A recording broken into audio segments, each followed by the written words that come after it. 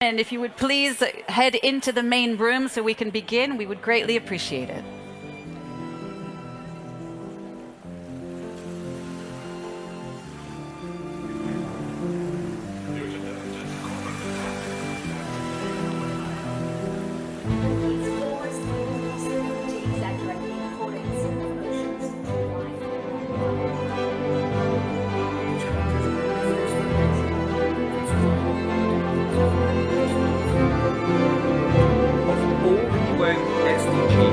SDG 14, the one life under is currently the least funded, yet the world's least probably the most fertile area.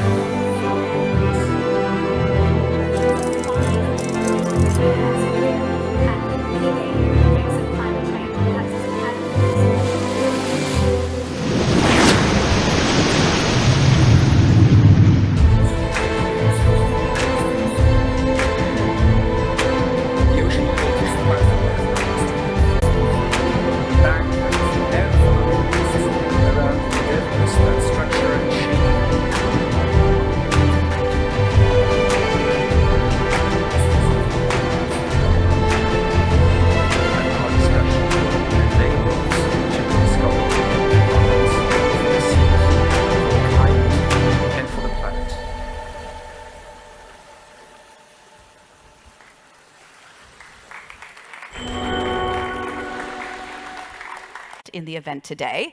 And for all of you investors out there, you can recognize those innovators during the networking moments because they have a blue line at the bottom of their badge. So be sure to look out for that.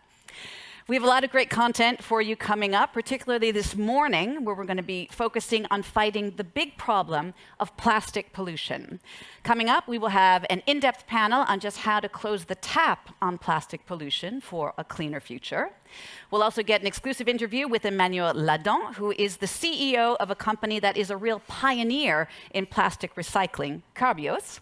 But first, we're going to get started with some words of welcome from the organizer of the Ocean Innovators Platform. Please welcome the CEO of the Prince Albert II of Monaco Foundation, Olivier Venden.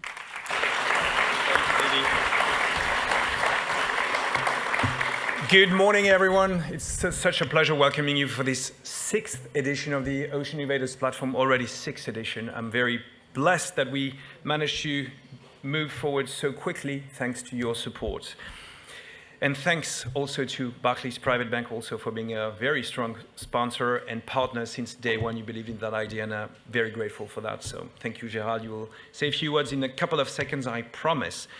Thank you to our co-host as well, 1000 Ocean Startup Alliance, and to our long-time partners that Ginny just mentioned. I will mention them again. Builders Vision, Unaterra, Sustainable Ocean Alliance, Solar Impulse, and Climate Impact. With you guys, we are going a step further every year. And I'm absolutely pleased about the growth and the internalization of the Ocean Innovators Platform, because this gathering not only takes place during the Monaco Ocean Week, where it was born, but is going worldwide. We are now a partner of the UN Climate Week in New York. We were the Climate COPs in the past years. We will be Davos next year, and many more to come. I'm also glad about the results of this platform, because that was the entire purpose when we launched a platform, is to bring together CEOs, founders, bankers, philanthropists, investment funds, pension funds, to make deals. And from what I hear, from what I heard over the past 2 days, some great deals have been taking place during the Ocean Innovators Platform. So that's another box that we can tick thanks to you. Why did we launch the Ocean Innovators Platform? To make these deals, but also because we were humble enough to understand that philanthropy, which is our core business, 18 years in the philanthropic world, is clearly not enough to address the triple crisis that we face on climate, on pollution, and on biodiversity loss. And if you want to meet the very ambitious targets that were set with the 30 by 30 agreement, protecting 30% of land and seas by 2030, which is tomorrow, and nothing has clearly started. If we want to implement the high seas agreement, philanthropy is not enough. And we need you. We need the private sector. We need the industry. We need to be changing the system. We need to reflect on new production, new transport, new customers, habits, and we need the private sector to achieve that. We all know that the ocean, well, at least in this room, we know that the ocean plays a key role in climate regulation, that 97% of the world's biodiversity is in the ocean. We know that the carbon emission, 25% of them is not something aside the real economy. It's part of it. It's the root of it, and we need to push forward. I guess you already know that blue economy represents roughly 3% of the global GDP of the planet. Small, but fast-growing economy, as I said. So we need to foster innovation to accelerate and scale up this transition. And I usually say, and I would like to stress that today in front of you, we cannot wait for the perfect solution to be deployed, simply because we don't have time for that, simply because there is no silver bullet. So our position is to be very pragmatic. We need to try solutions. We need to assess the results. We need to be humble enough and transparent enough on these results. If it works, fine. Let's repeat. Let's duplicate it. If it fails, let's be humble enough and say, we failed, and avoid making the same mistakes again. So to do that, we need to build strong KPIs to assess the results. We need to be transparent on these results, and we need to build coalition. And this is the spirit of the Prince Albert II of Monaco Foundation, and this is clearly the spirit behind the Ocean Innovators platform.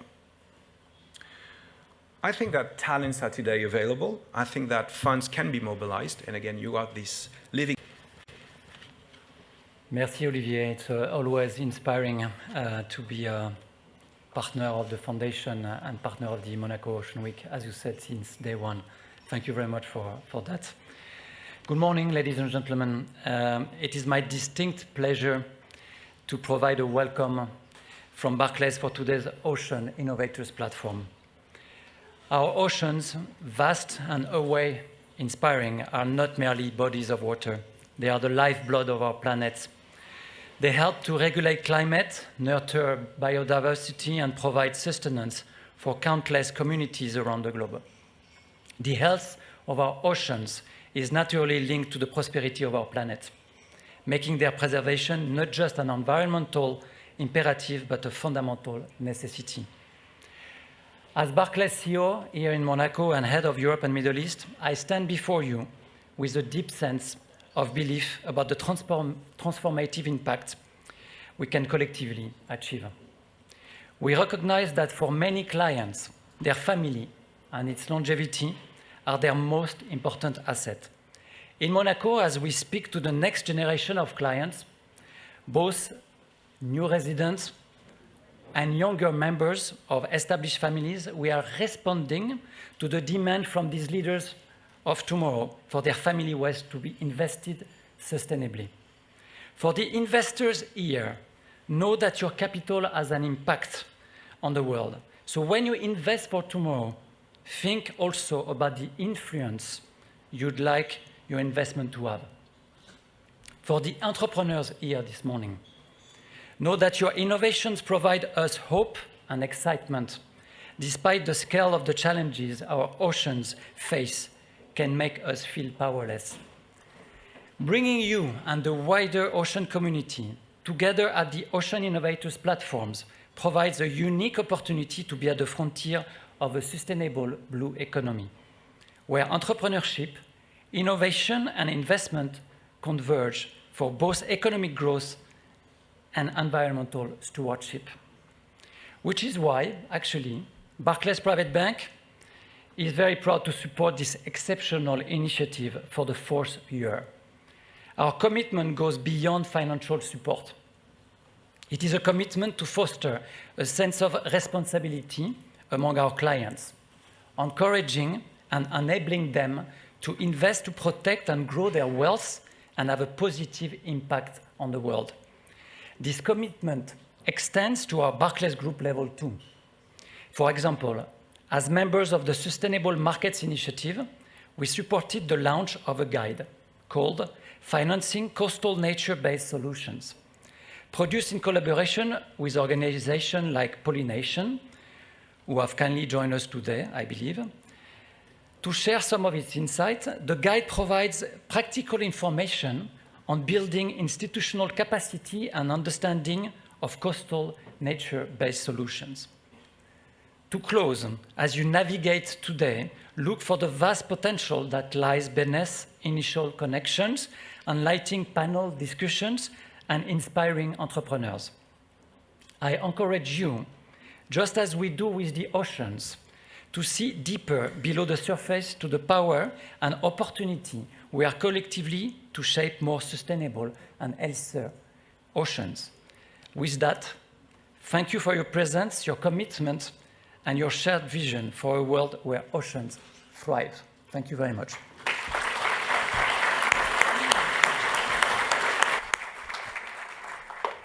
Gérald Mathieu, merci beaucoup. Thank you again for the continuing support of Barclays Private Bank Monaco.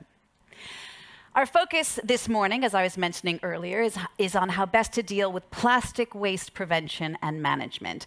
We're going to dive right into that topic now with our first panel that will focus on closing the tap of plastic pollution for a cleaner future. This panel is going to be moderated by Michelle Lee, the founder of Clever Carbon. Michelle, please join me on stage along with your panelists. Billy McCall, CEO of Kintra Fibers. Luca Zerbini, CEO Unaterra. Dr. Teba Hatimi, co-founder Baus Taka. Fabio Del Monte, CEO Seeds, and Kim Ragert, Professor Plastic Circularity, University of Maastricht. Welcome to all of you. Thank you.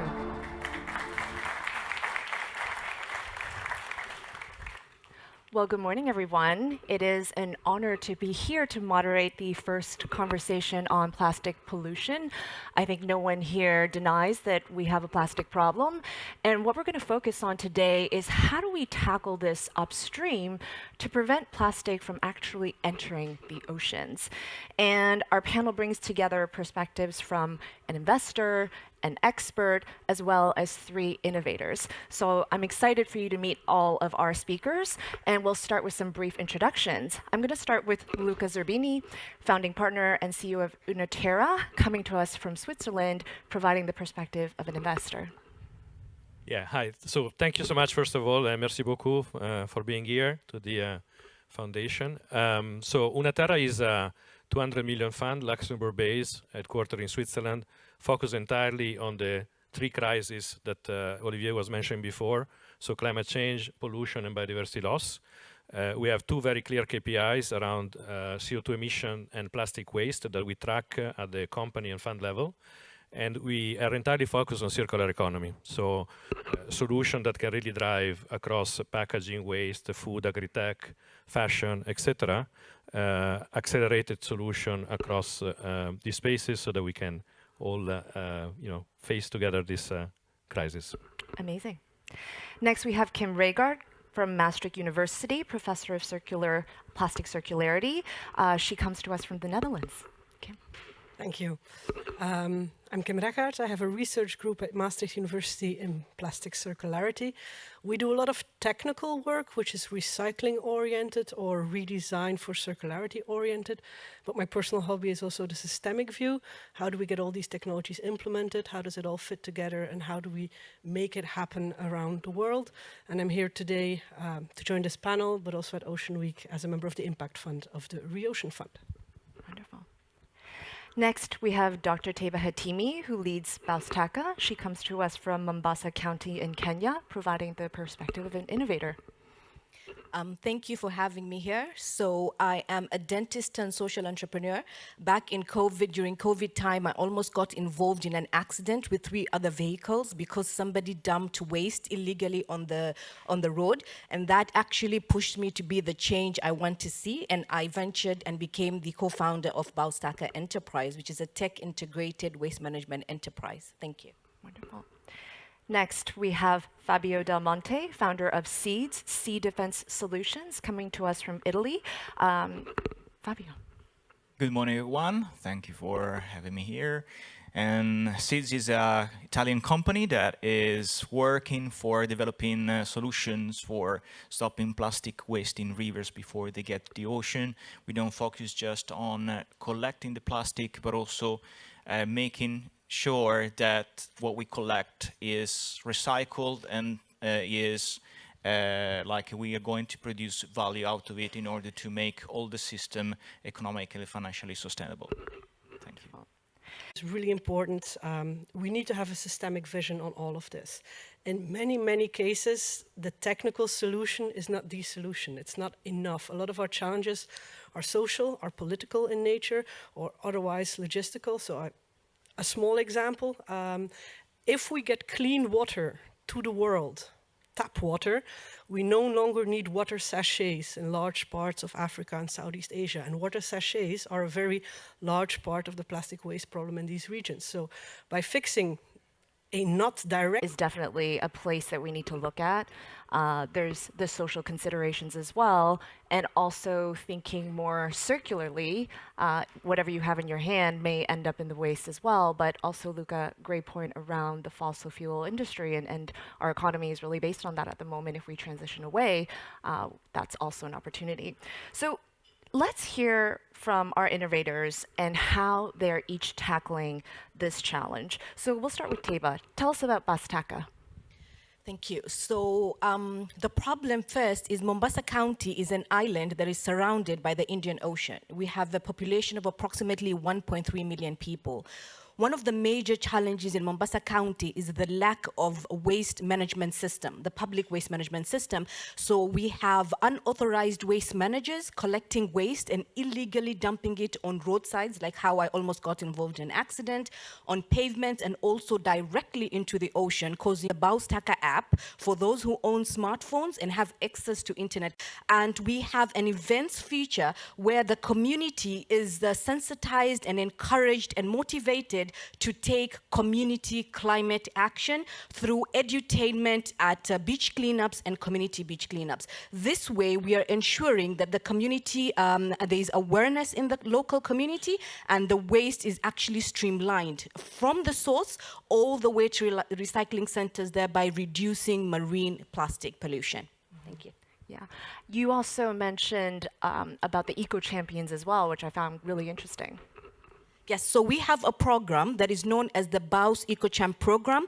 It targets the women at the community level in the households and the young girls at the schools so that they are sensitized to become environmental. The rivers, and in the rivers actually is confined, compared to the ocean, confined space where we can effectively collect the plastic. We believe that we can do something very impactful in developing effective solution to collect plastic there. And of course, like especially in countries where the collection system or the entire recycling chain is not there yet, or is not official, we need also to give us a solution for recycling what we collect.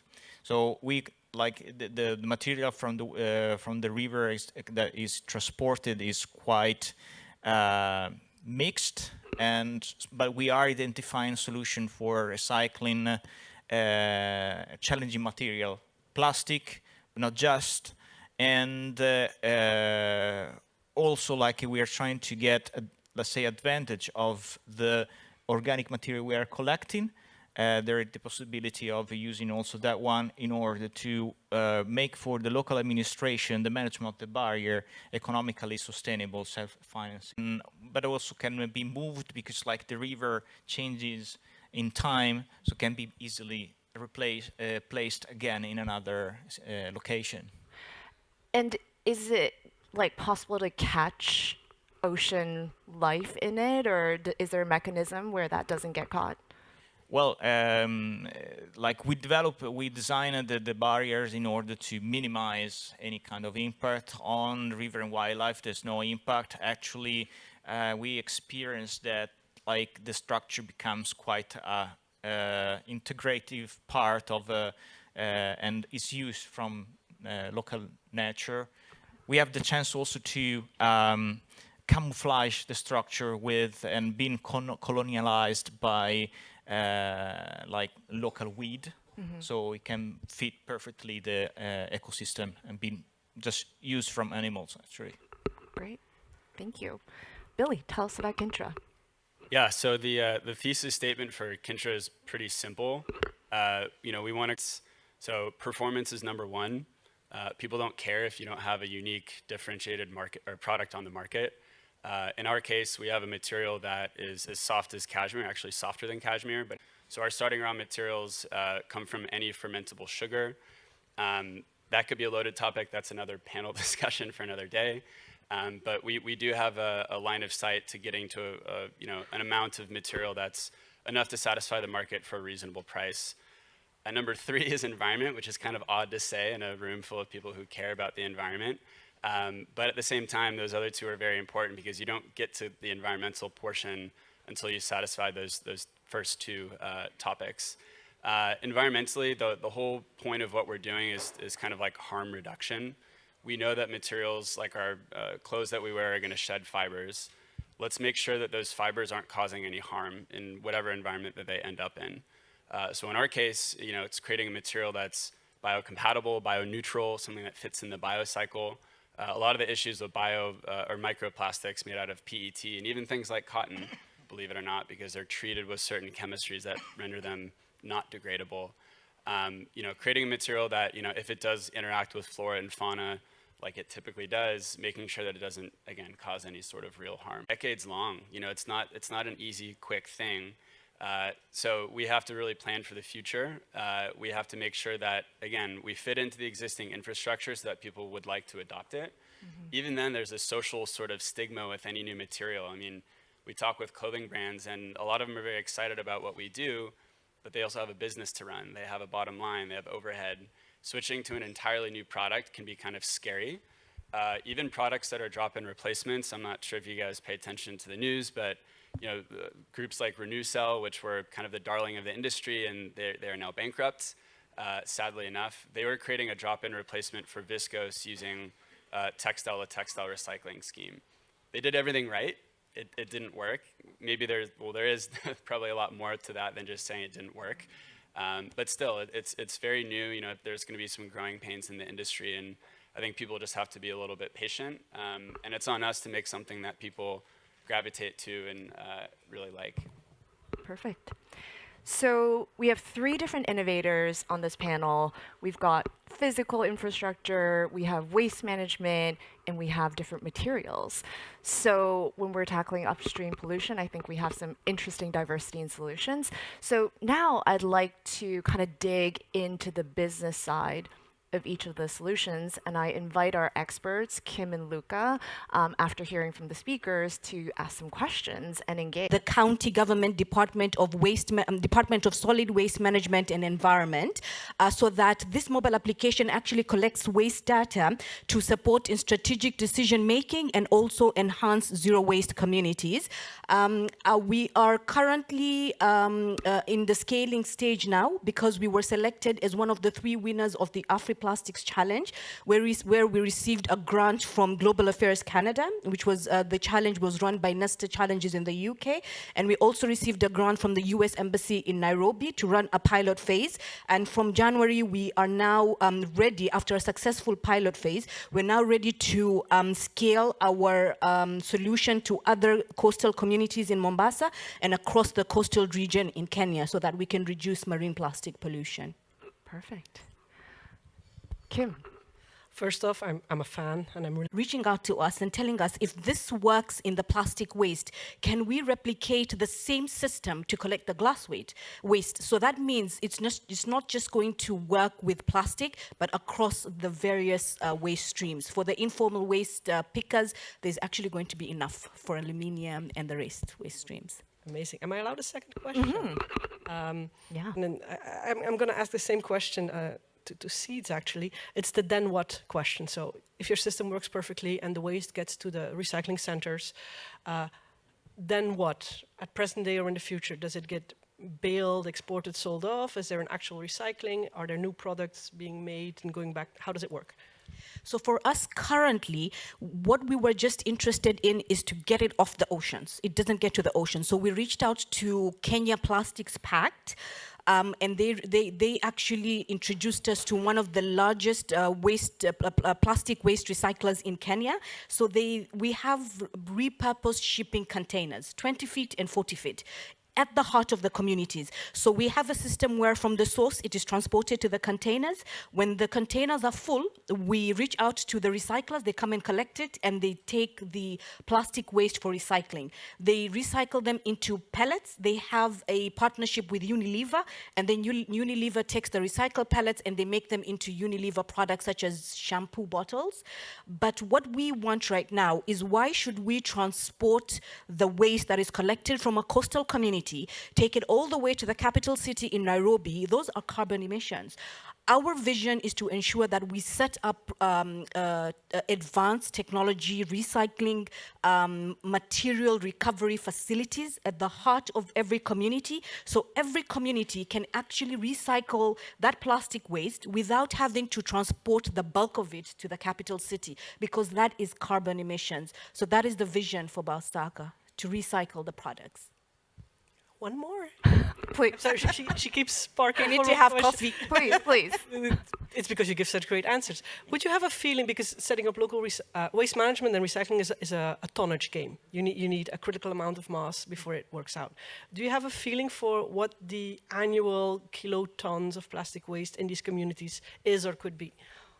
Okay, right now we have the pilot phase we ran was around a 3,000 household community, coastal community. It's a UNESCO heritage site right next to the ocean. So during the pilot phase, we were doing about 1.5 tons a month, but that was just a pilot phase. Now just imagine if we have more resources, more human power to actually get all the communities around Mombasa County, it would actually go up about 5 tons. Yes, a month. Okay. Yeah. Thanks. We'll let Luca jump in. I'm going to follow up on the business model side. So, if I understand correctly, so far you got grants to be able to start, but I still don't understand where the incentive actually come from, both for the, say, informal collection for the pickers.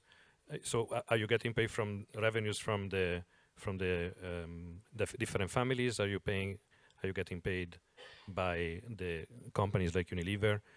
Because I think one of the biggest concerns that I would have with the type of company is the scalability, right? How fast you can scale to be able to have a significant impact for the ocean.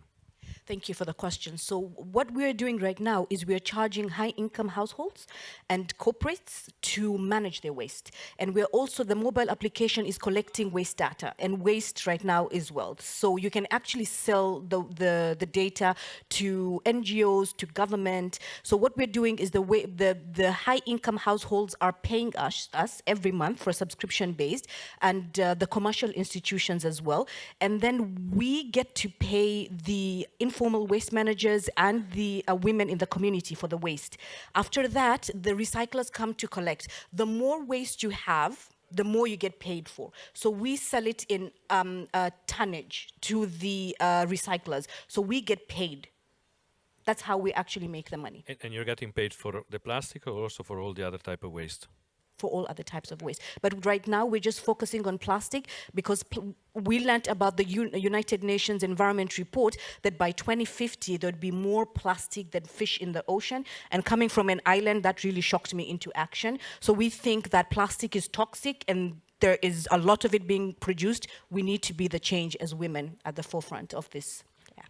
I think one of the things I found interesting in our initial conversation is that the trash pickers are people who, bring trash back. They get paid through health services, through credits.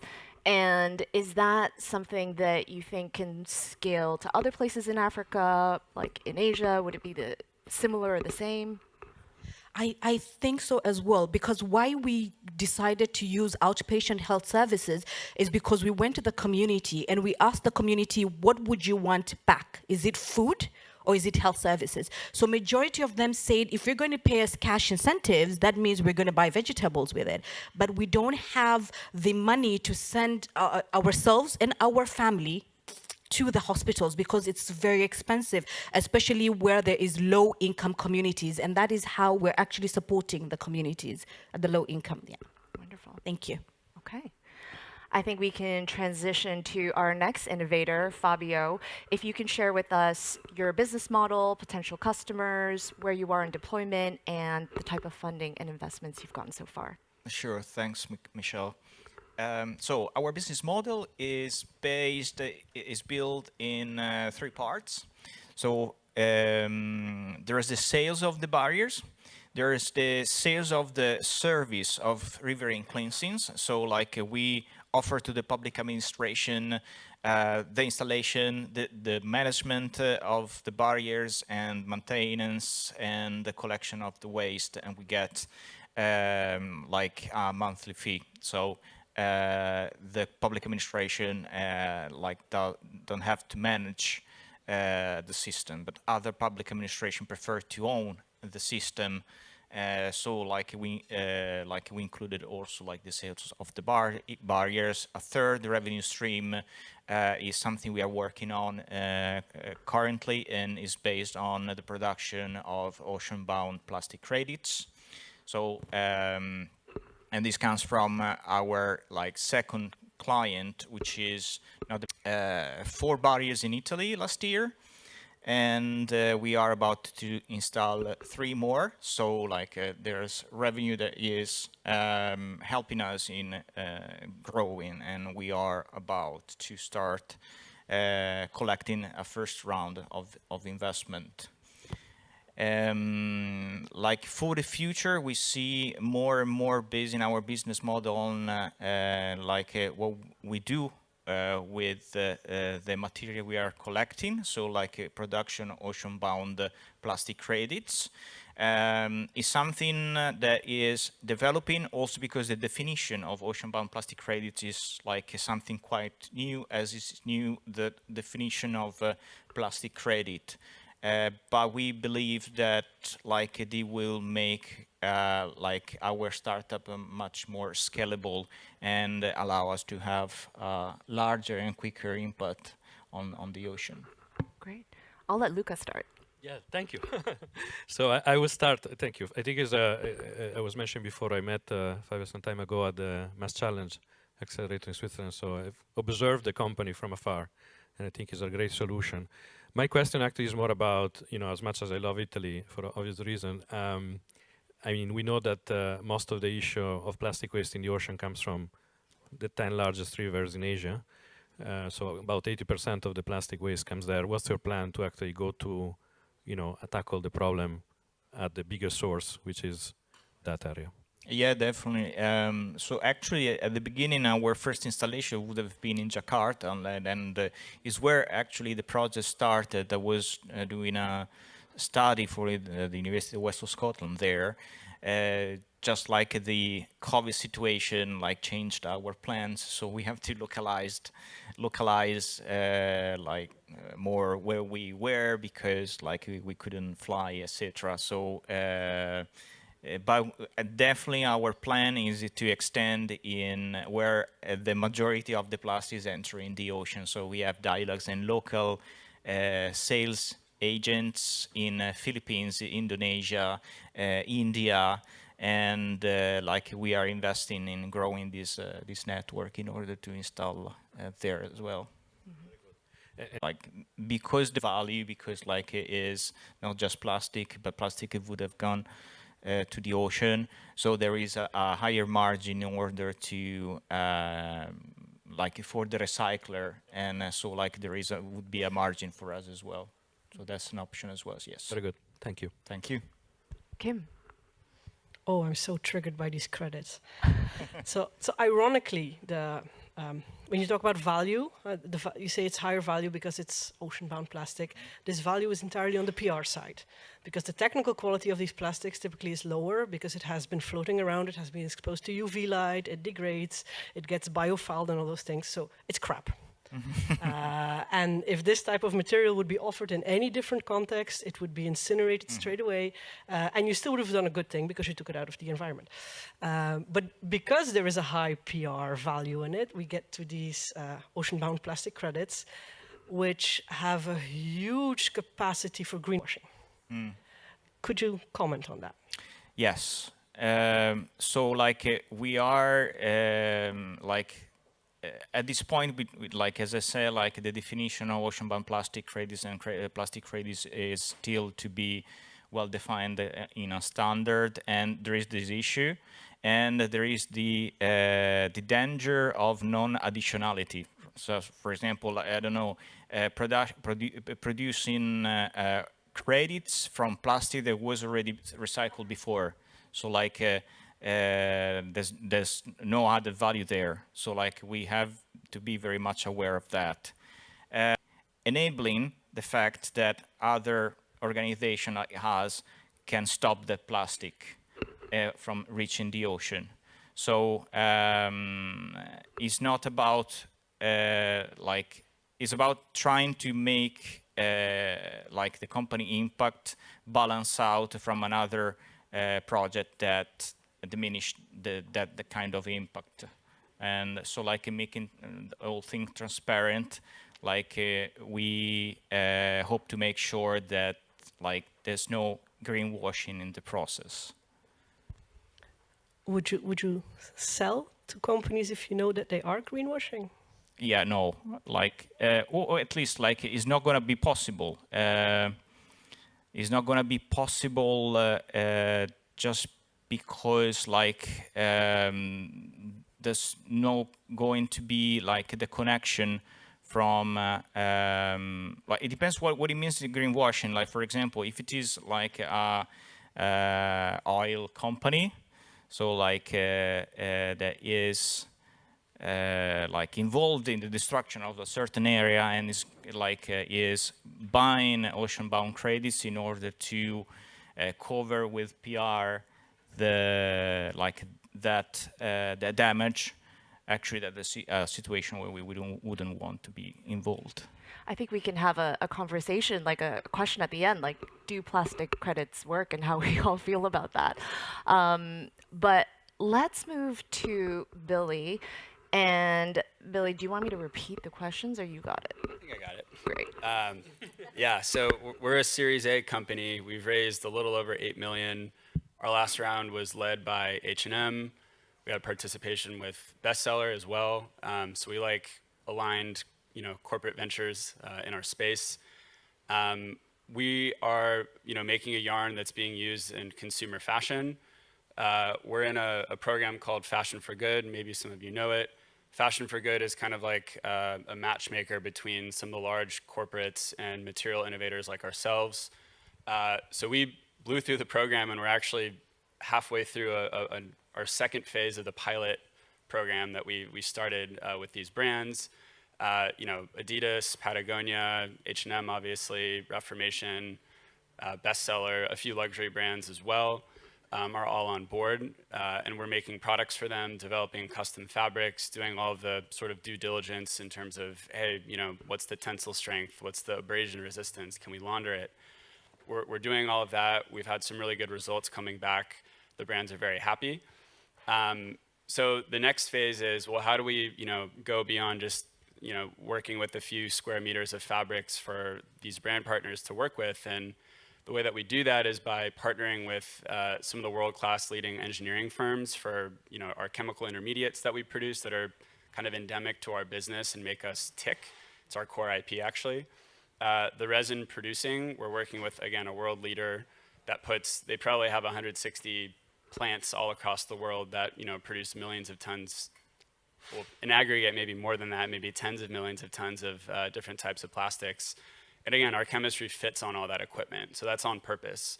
We wanted to be as quick as possible from the time when brands say, hey, this is a viable solution, to get to a point where we've scaled up and we have a material that's price parity with what's on the market. The beauty of working with a lot of these engineering firms right now and doing developments with them is, our first up to 5,000 tons of capacity is going to happen with about zero CapEx. We don't have to build a plant. There's infrastructure, batch facilities all around the world that would suit our needs. And we'd have flexible capacity to do anything from 1 or 2 tons per day up to 50 tons per day. And that's what having these partnerships allows us to do. From the time that we get to this, what I would call demonstration quantity of 1 to 2 tons per day, we could be plant ready in about 2 years. Again, if we do things right, if the market's there needs to be demand, obviously. But again, the point I'm trying to make is that we're poised to scale rapidly and get our costs down to a point where we can sell our fiber for well under $5 a kilo. And in fact, hopefully closer to $2 a kilo. Because again, people are used to buying polyester fiber for 99 cents a kilo. So that's what we're up against. Great. Do you want to kick us off, Luca? Yeah, I would love to. Look, I love, first of all, the fact that you know that you have to fit in the existing infrastructure, because that's one of the mistakes we see the most often. People that think that they can create a new infrastructure and be competitive in a space that is really hard to be competitive in. My question actually is more about your business model, because you're saying on one side that you've created some of these fibers, and on the other side, are you going to work more in B2B with some of the engineering firms, or are you more going to work directly with the brands? What's your... Yeah, that's a good question. So to be clear, we're a material science company. We're not a manufacturing company. Part of working with a lot of these bigger firms is to say, hey, we need some help manufacturing this product that we've made. We have the blueprints for essentially how to make it. We need someone to come in and help us make a lot of it so that we can sell it and give it away to the market. Yeah, so that's a critical part of what we're doing. Licensing is something that we could do. I don't like to say that we're going to license our technology, because that's a cop-out. Saying, hey, we did all this work and we're just going to let someone else, succeed here. It's like that doesn't. No one's going to, value your vision the way that you do. So our plan is to build the first, biorefinery. Plant probably first. Biorefinery is a very big pie in the sky, but I think it's worth shooting for. But yeah, we plan to work with, the best in the industry that allow us to get to that point where we can sell to these brands. Another thing I didn't mention was we're also working very closely with a lot of textile mills, because technically the mills make the products that the brands purchase, the fabrics. We make the yarn. There's a lot of processing that has to happen to get to a point where a brand says, I want that. And they're usually, most brands focus on, these large catalogs, and they pick things out of like a large swath of, they have a lot of choice, I guess. So working with the mills is great. They see the value in that too. They see that, hey, these brands are interested. Let's have a solution ready for when the brands actually want to put a large order in. Great. And second, maybe question related more to the fact that you're working with a company like H&M and in general fast fashion, right? To what extent are you able to influence them not just to use the right materials, but also to create a really truly circular economy that is not just creating, I don't know if you know, but most of the clothing, etc., we probably use it once and then throw it away. I think the best for this would be Vanessa, who is here. We've just invested in a company called Another Tomorrow, which is exactly in the circular economy of fashion. But a lot of the statistic we know about say that there is definitely overconsumption in this space, and so I think one of the solutions has to be, let's make sure that we're not just creating more waste and consumption that is useless in any case. Yeah, that's true. It's tough. I mean, I think that's all the more reason to have a better material out there, is something that has optionality, something that you could compost, something that you could chemically recycle. A lot of that infrastructure isn't built yet. A lot of brands want things that don't exist yet, and they have created a lot of problems, and they're not really being a part of the solution. Some are starting to take, their impact a little bit more seriously. And I also think that there's probably still a few more businesses out there that help make this whole thing tick. I mean, just think of like a reverse Amazon logistics problem with all the garments that we produce. You have to be able to collect it, sort it, send it off to the right place where it's either going to, again, get composted, recycled, or whatever else happens to it. That's a huge business in and of itself. So we want to just be there for when the things start to really move in the space, and hopefully affect change there and give people a reason to build the full circular kind of option that we need. And maybe let's just ask one on the fact that you were saying a lot of the material you're using are sugar-based. I mean, and it's a long discussion, but to what extent that is going to potentially create competition with the food, kind of? Yeah, that's a great question. So I think just a small note on that. So a lot of the food, if you're producing a bioplastic, you're taking away from food. a good example, Ukraine stops exporting to the Eastern Africa. That's not necessarily a food, we don't have enough. It's just more of equitable distribution of the material that we already have. I mean, again, our first plant will be 60,000 tons. That's our target. That's a drop in the bucket. That's not necessarily enough to make people starve in some part of the world. So initially, we have to use what's available, like the available cheaper sugars, which happen to be first generation. Of course, I would love to say, let's use algae. That doesn't exist yet, and becoming the first large-scale algae producer in the world sounds great on paper, but doing it is an entirely different thing. We need some help there if we wanted to do that, as cool as it sounds. So we have to make sure that we match the feedstock with the magnitude of the problem that we're trying to solve. And again, we don't need to be creating 80 million tons of our material to be successful. We don't need to be PET. But we do have some market realities that we have to face, and it's, again, usually based on price. So what is that sweet spot of producing enough, not overproducing? But again, to your point, I mean, the overconsumption, overproduction is kind of the symptom of the problem here. So, Kim. Thank you. Really, really impressed. I'm a material scientist, so really nice to see you here. And really happy that you're doing what you're doing, because textiles is the next sustainability challenge the world is facing. A lot of my questions have been asked by Luca, actually. So I want to dig a bit more at the end of life. If we would assume that textiles get recycled, and if your stuff goes in there, would you expect it to disrupt polyester recycling? Yeah, it's a good question. Again, our product is actually a polyester as well. We make a slightly different version of PET is what people commonly know. We make a version called PBS. We haven't done the study of, hey, let's throw it in with some PET and put it in the latest and greatest technology and see what happens. But any combination of high temperature, maybe basic environment or some enzyme is going to break it down much in the same way that it would PET.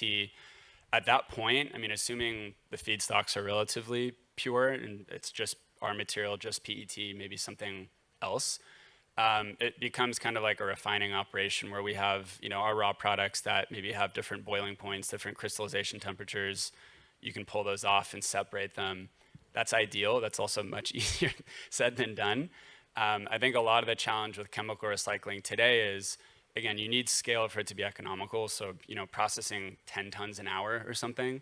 If you have an impurity in your stream that's 100 parts per million, a few days later, that's going to be enough to maybe stop your operation, right? So, and that's very common in industry. And I think a lot of the recycling that happens today is pre-consumer waste because it's much more controlled, the provenance of what's going into your system. But yeah, to your original point, we would hope to be compatible with the polyester schemes that are out there.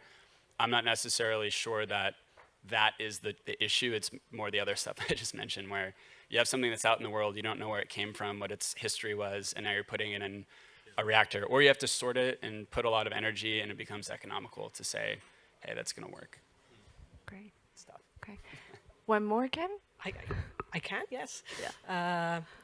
You're going to hate me for this, but how does the life cycle analysis check out? No, it's a good question. We've done some initial, we've done a very initial high-level LCA, and we're in the middle of another one right now. I mentioned the engineering firm that we're working with is going to give us some more primary data on, continuous operations, which is obviously much more what people care about. We've seen, again, the assumptions that we've made in our first life cycle analysis are exact same operating kind of conditions as PET, right? Because that's what we're designing for, and that's what we've seen in our process. Then it really just becomes a matter of where does the raw material come from. So we've done things with glucose from corn stover, sugar cane. Depending on what feedstock we use, that's the sensitivity point for if this is really, producing something great or not. Also, if you count, the drawdown of carbon in growing corn, for example, against your CO2 equivalents, your global warming potential, we're at or about slightly under the amount of CO2 equivalents per kilo as PET. Again, if you count drawdown of carbon, you can get to, the neutral kind of state but I see you smirking, and that's why I don't like talking about it, because it's very misleading. As a scientist, I have a very hard time telling people that we have a carbon neutral or carbon negative product, because that doesn't work. That's very misleading. Yeah, so that's kind of where we are now, is slightly better than PET in terms of global warming potential. We are in agriculture now. If we're sourcing things like corn, there's other endpoints and LCAs that people are maybe not aware of or not focused on right now. Eutrophication, particulate matter, things of this nature. Those are going to be higher than PET, but also I think that kind of shines light on maybe other parts of what we're getting into. And agriculture is a big polluter in terms of what happens and the effects of it. So I think shining light on something that is maybe more visceral for people is a bit easier. And again, right now, global warming potential is the thing that we should be caring about. So that's kind of our objective. Great. Thank you. So I would like to, at this point, open up the floor for some questions. We have someone running around with the mic. Do we have a first question? I think we had a question in the back there.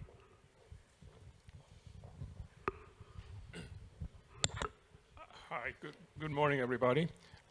We understood the solutions to the plastic recycling and what happens to consumption, production, consumption, and recycling. But what about the beginning of this vicious circle, which is the actual plastic production itself, about the major brands like the Coca-Colas of the world, where we stop them from using plastic for their water bottles and everything else? Does anybody have any ideas about how we can make that happen so we don't have this recycling circular vision of what to do with the plastic? We have a professor of circularity on the panel. Thank you. I can talk for days about this. Why would you want to? I feel that, especially in this part of the world, for example, tap water, we shouldn't drink bottled water, period, and I don't care if it's in plastic or glass. If you are going to bottle liquids and drinks, in many cases, and not all, because it comes back down to LCA, it's complicated, plastics are a more sustainable alternative, and then comes the littering issue. So it depends on how you count. And that's what I meant when I said don't pave the road to hell with good intentions. There are studies, I didn't do them, other scientists did them. If we replace all plastic packaging with cardboard, metal, and glass today, CO2 emissions will quadruple. So we can't do that. Are there a lot of unnecessary products being put on the market by these beverage producers, like this tiny, cute little Fanta bottle, which is 0.15? Absolutely. But again, I would advocate to go after that product and not so much the material it is made out of. And on a second leg, if we can create value for the material plastic inherently, because it has been said a couple of times, it's cheap, it's a byproduct of fossil fuels, it's too cheap. If we can create value for it in the minds of people so that they are less inclined to toss it, that would be great. So I don't have a straight up answer, but just some. Maybe can I try? So my answer is more maybe from an industry perspective. I spent a lot of time. First of all, I was in the largest packaging company in the world at some point in my corporate career, and we spent a lot of time with the Ellen MacArthur Foundation to create a whole, global commitment, etc. And there is a great study called "Breaking the Plastic Waste," which basically is been done by Pew Trust and Systemic and many others. That I think is a good explanation of there are some areas where you can easily substitute plastic, probably low barrier, very dry food, etc. When you get into some spaces, actually plastic is probably the best material anyway in terms of functionality, capabilities, etc. But maybe we can do more bioplastics and other things like that. And then I think there is the whole conversation around more reuse, more opportunity to really close the loop, because even in Coke, I don't know if you know, but there are many bottles that are actually reused multiple times, up to 25 times. In South America, in Brazil, for instance, 40% of the market is already completely closed loop. And there is a target to do that globally for Coke, for Pepsi, etc. So I think they can do more, to your point, but it's all about speed at this point. It's not that we don't have the solution. It's more how can we move the economy as fast as we can to very pragmatic solution that we know already about. We have 3 minutes, maybe one more question. Hello. Oh, hi. Iris Alting, good to meet you. Just like Billy, super keen surfer, so cheers to that. I dedicated my career to product and packaging innovation, and I think my question was actually very much related to systems thinking, which we talked about a little bit before. So I think it's very clear we need innovators like yourselves to come up with fantastic solutions. We need then brands to make sure that these products are integrated. We need waste management. We need governments to set regulation. Big question, how do we bring all of these different parties together to really think about, to incorporate that whole system? Thank you. I'm happy to start with this. I think so. There have been a lot of efforts already to bring everything together. I think in Europe, we are quite, let me say, advanced in terms of regulation. The whole extended producer responsibility, packaging waste regulation, etc., which, to be honest, across the world are a lot less prevalent. And so there is a little bit of that now in the US, in India, etc. So that would be the first step. The second step is really putting together an entire value chain, because there is no way we're going to find a piece of the value chain to find a solution by itself. So I think the work that has been done by the Ellen MacArthur Foundation specifically on circular economy, I think has been great in that sense, because it was the first time that you would put in the same room the Coke and the Pepsi that otherwise before they would have killed each other, or the Mars and the Nestle, etc. And then also across the entire value chain, from the material producer, the Dow, the DuPont, to the converters, to the brand owners, to the recyclers, and it's only by creating a connection through all of them. But to your point, there has to be an incentive for all of them to work together, and I think regulation is now helping a lot to get there, and some of the innovation that we have invested in are also contributing to accelerate the scale-up of the system. So happy to discuss after if you want more details. Do we have one more comment? I can. Teba? You go. So for us in Kenya, right now we have the extended producer responsibility, which aims to ensure that the producers are held financially responsible. So this has come up as an opportunity for our technology, where we want to build a system where there is communication and coordination between the government, the producers, the communities, where you have the women and the youth in the communities, and also the private sector and civil society organizations, so that they can communicate and all be linked under one mobile application, so that we are all sitting on the same table and we're all working towards a coordinated way of working, streamlining the waste from source all the way to recycling centers. So we are currently at the last stage in negotiations with the county government Department of Environment to see how the county government can actually take up the mobile app, bringing all these various sectors together so we can coordinate and be aligned towards the goal of reducing marine plastic pollution. Thank you. Wonderful. And I think you can come find Billy after he'll talk to you about his answer as well. We're at time, but I wanted to thank our experts, thank our innovators, and hopefully we'll advance this discussion next year as well. Thank you.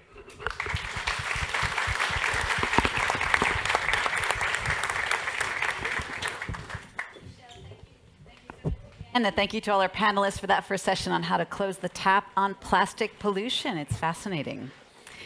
All right, we are now going to focus on the success story of a French company that is a real trailblazer in the realm of plastic and textile circularity. We talked about it just there a moment ago.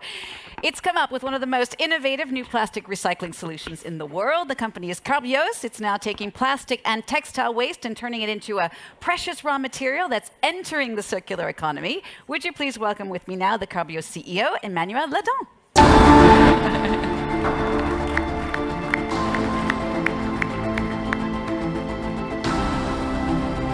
Emmanuel, welcome. Thank you so much for being here with us. Actually, I don't need this one. There we go. Before we get into the details of your solution, just give us your take on the plastic waste problem today. So today in the world, we produce 460 million tons of plastics every year. We only recycle 10%. So the question of waste is, it's not only about bottles. It's we need to recycle everything. And that's where Carbios can really help. I mean, there's already a lot of collection of bottles. Also, we can improve. I mean, in France, we only collect 60% of the bottles. In China, we collect 94% of the bottles. So we have ways to improve the collection of bottles. but bottles are only 5% of the plastics. So we need to go far beyond bottles. We need to be able to recycle everything, food trays, t-shirts, shoes, everything which is based on plastics. So that's really where we have a huge innovative change to come. Indeed, and Carbios has come up with a breakthrough innovation. We're going to go into the details of that and how you got there in just a minute. But first, we're going to take a look at a quick video showing some of your many high-profile fans already.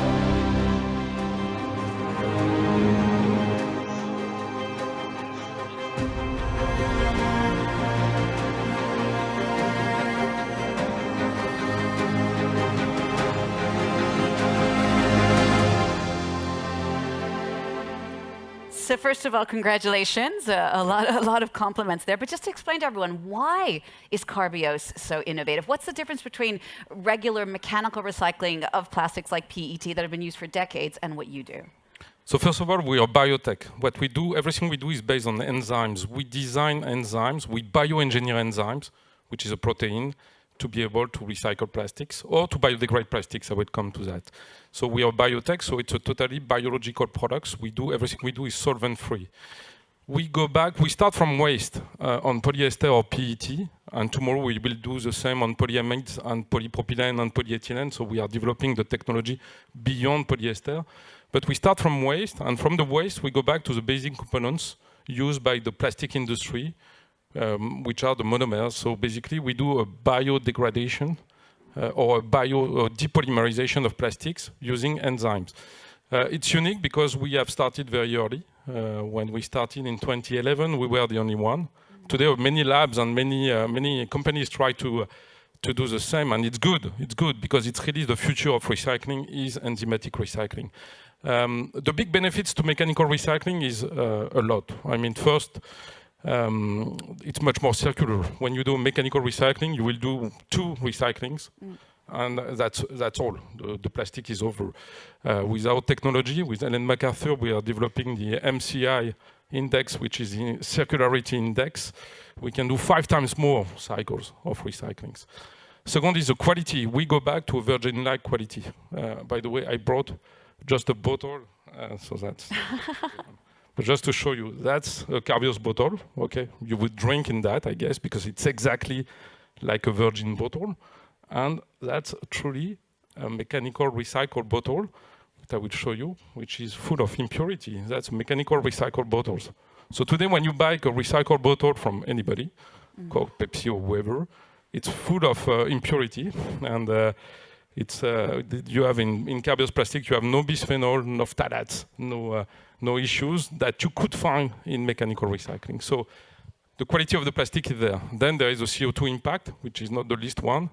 When we can do plastic recycling with 60% CO2 savings compared to virgin plastics, obviously that's a strong interest for the brands. So that's why we have many brands beyond us. I mean, we have managed to get some brands to pay for Carbios recycling technology, like L'Oréal, PepsiCo, Nestlé Waters, Suntory in the packaging. And more recently in the textiles, some brands are also paying us to design the technology with Patagonia On Running. I don't know if you know the shoes On Running from Roger Federer. We have also Salomon, we have Puma, we have the PVH group, which owns Tommy Hilfiger and Calvin Klein, which are beyond us for the textile aspect of our recycling technology. Just a quick word on textiles. As we were saying before in the last panel, today most clothes are not recycled at all. Textiles really represents a huge opportunity for Carbios. Talk to us about that commercial advantage for you and how big a game changer recycling textiles will be in the future. Yeah, so you can find a textile t-shirt when you go to H&M or wherever. It's made out of bottles. It's what we call bottle to fiber. You find no textile today, or almost zero textile made from fiber, the fiber to fiber. And that's really where it's becoming circular. I mean, if you really want to become circular, you need to make sure the t-shirt in polyester is going to be recycled in a t-shirt in polyester. Or in a bottle, we can do that. We did that already. We did textile to bottle, which is unique. But so basically that's the key idea. The brands, what they want is they want to go, the textile industry is the second most polluting industry in the world. So the brands which are really engaged in circularity, they want to go away from bottle to fiber. They want to move to fiber technology. We had an example a little bit earlier. Fiber to fiber is the future of textile because that's really when you make it circular. And when you can make sure that you create an advantage for, and we do that biologically, which is also a strong advantage. We use no solvent in our technology, which for the brands I mentioned and others, which will be a key benefit in their purpose. So Carbios is a real example of how companies can really blend together large-scale business operations and profound environmental impact. But it was a journey. So talk us through this journey, how you went from research to business to large-scale business. So the first few years were really a bunch of PhD researchers. We designed the enzymes. And when we started with our current CSO, Mr. Marty, he came here 2 years ago. He's one of the best enzymologists in the world, and he said it's probably impossible to cut plastics with enzymes. And after a few years of R&D, he finally managed to do it. Today, our enzymes are very optimized. When we input the waste, we are able to get 98% conversion. When you do a mechanical recycling, you convert about 70% of the plastics. So 1 ton of plastics becomes 700 kilo of materials. When you do a chemical recycling, it's depending on the technology, but between 40 and the best ones are in the low 80s. When we do an enzymatic recycling, we are in the above 90% conversion. And that's very important also because that's also part of the circularity, is a conversion rate, or the circularity index I mentioned earlier is very important. Because if you do a pyrolysis of polyolefins, for instance, and you only convert 10% or 20% of the materials, yes, you recycle, but you recycle very little material for what you have inputted. So the beauty of the technology of Carbios, of the enzymatic technology, and I'm sure it will develop, the beauty of enzymatic technology is we can really reconvert and have a very high circularity index. Right, so this enzyme was found in 2020 after 9 years of researching. That's a very long time.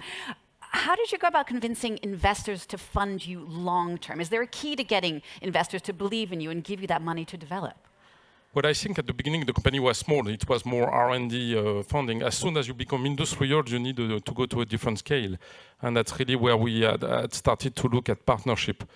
And the partnership with the brands was the first big step. L'Oréal invested in Carbios, and they're still the main shareholder of Carbios.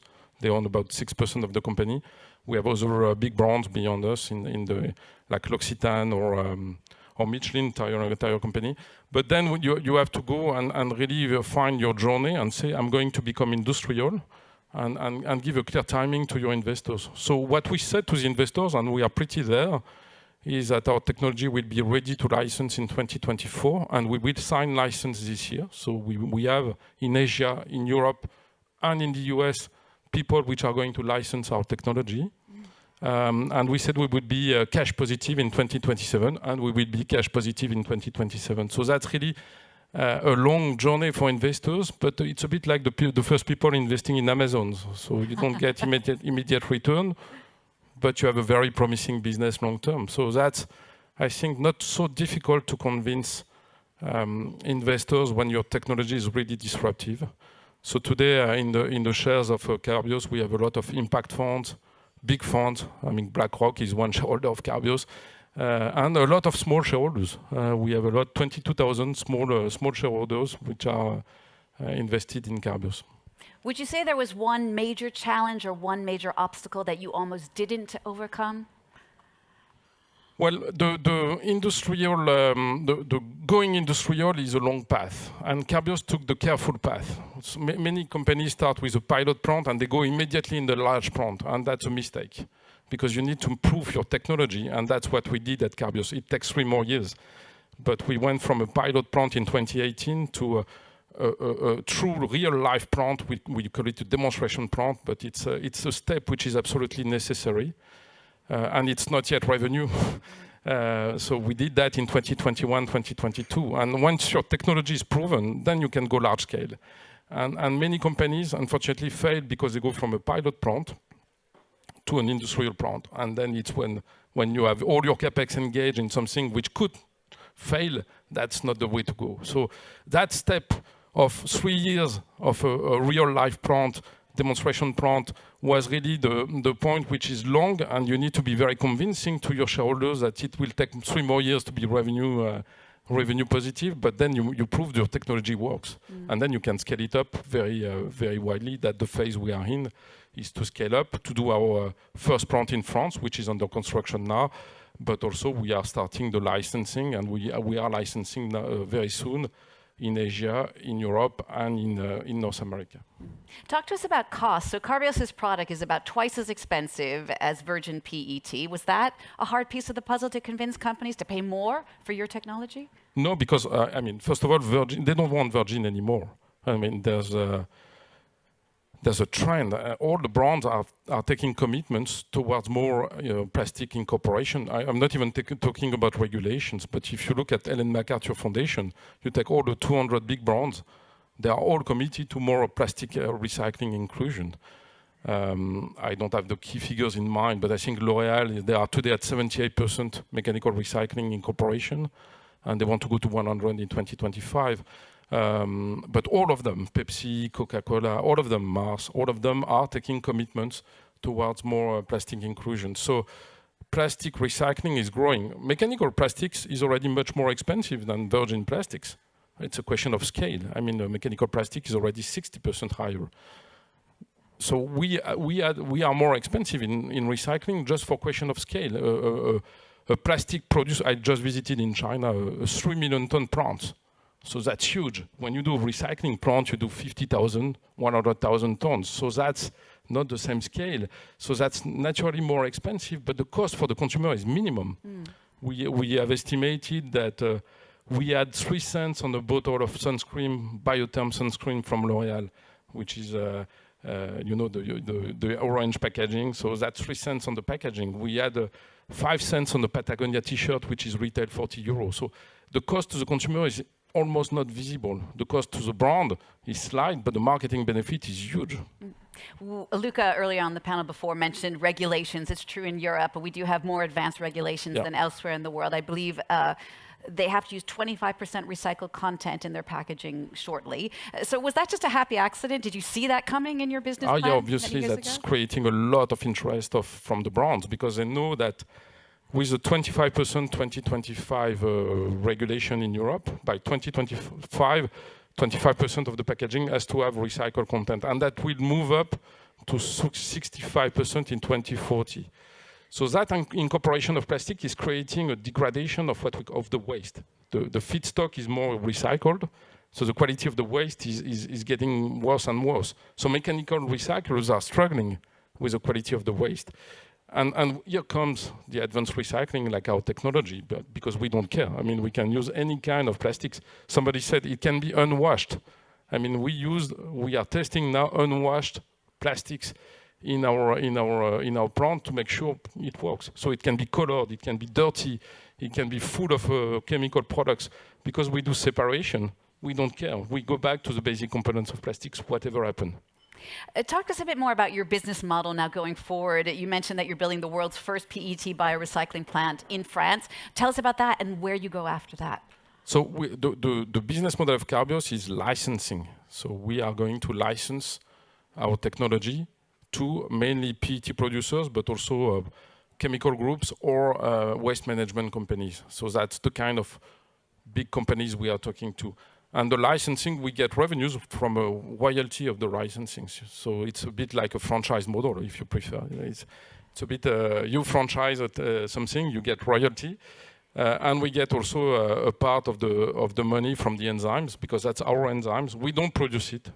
I mean, we have signed 18 months ago an exclusive long-term partnership with the largest producer of enzymes, which is called Novozymes. They just changed names. They are called Novonesis now.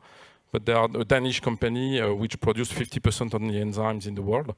So they are our exclusive provider of enzymes, but because they supply us, they will give us a royalty on the enzyme as well. So we make money on selling the technology, we make money on the enzymes, and that's a long term. So that's a tech company, if you prefer. We are asset light.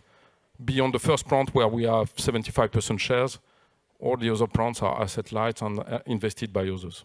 And so what's the dream for you now? For all plastics to be recycled, is that a reality in our world? Well, if I look at a study we did jointly with McKinsey, we believe by 2050 we should be at a turning point of 50% recycled in PET polyester, 50% of recycled to 50% virgin. Today it's 10-90, so today it's 90% virgin, 10% recycled. So the market is growing at a pace, the recycling market is growing at a pace of about 8% per year, CAGR. And for advanced technology, we can go beyond bottles, because this can recycle only bottles. We can recycle anything. So for the advanced technology, which can recycle anything, we will have CAGR of about 17%. So my dream is to be the leader in this advanced technology world. And we believe we have all the strengths to do that. CO2, lower CapEx, and a very plug-and-play technology to the existing industry. Emmanuel, just to wrap up, there are a lot of investors here in this room. What should they be looking for in biotech if they want to sniff out the next Carbios? First, this question of disruptive or non-disruptive, but somebody said that before in the roundtable. Is it compatible with the existing industry? Because I see a lot of innovations which are very nice, but not compatible with the existing industry. So basically, the likelihood of success is much lower if you don't bring a solution which is compatible to the existing industry. We are 100% compatible to the PET producers. I mean, I met all of them. They used to do PET. You assemble two monomers. One is terephthalic acid, PTA, and one is monoethylene glycol, MEG. That's exactly what Carbios is giving them. So when you're compatible with the existing industry, the likelihood of change is high. And the second question is, do you really solve a problem? When you have an innovation which does not really solve a problem, here we are at a turning point where we bring a solution to a huge problem, which is how to get to more recycling content. So when you are with those two stars to align, I think the path is much easier. Emmanuel Ledon, thank you so much for sharing Carbios' journey. Let's give him a round of applause. Thank you. Thank you.